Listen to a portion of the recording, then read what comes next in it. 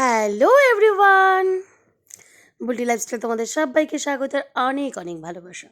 তোমরা সবাই কেমন আছো? আশা করি খুব ভালো আছো। আজকের দিনটা ছিল সরস্বতী পুজো।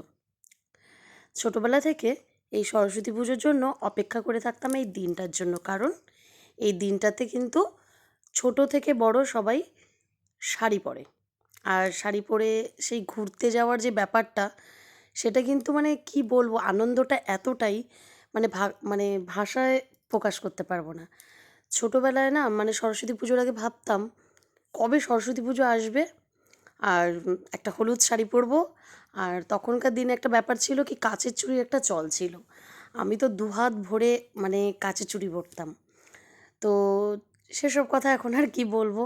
তো ওসব দিনগুলো এখন আর সবাইকে সেরকম সাজগোজ এখন আর দেখা যায় না।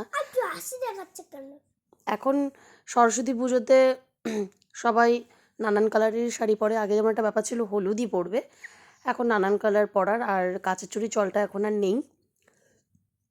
কিন্তু ছোট বাচ্চা থেকে বড় সবাই শাড়ি, ছেলেরা পাঞ্জাবি পরেই থাকে।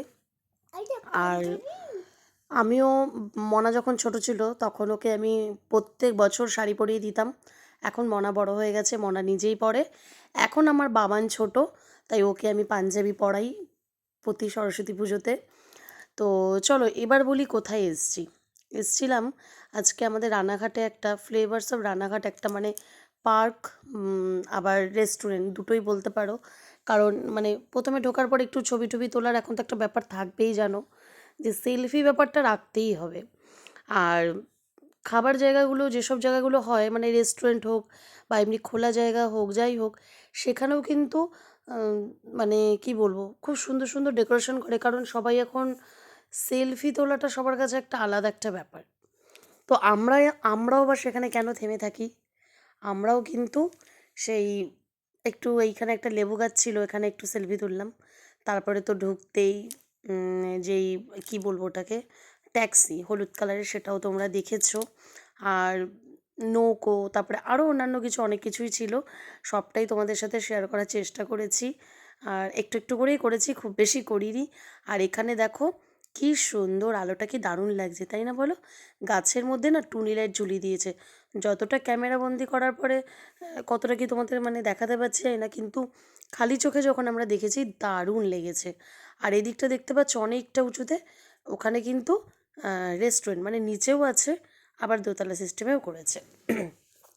তো যাই হোক, আমরা কিন্তু মানে ঘুরেছি ফিরেছি, আনন্দ করেছি, আর সবটাই তোমাদের সাথে শেয়ার করলাম।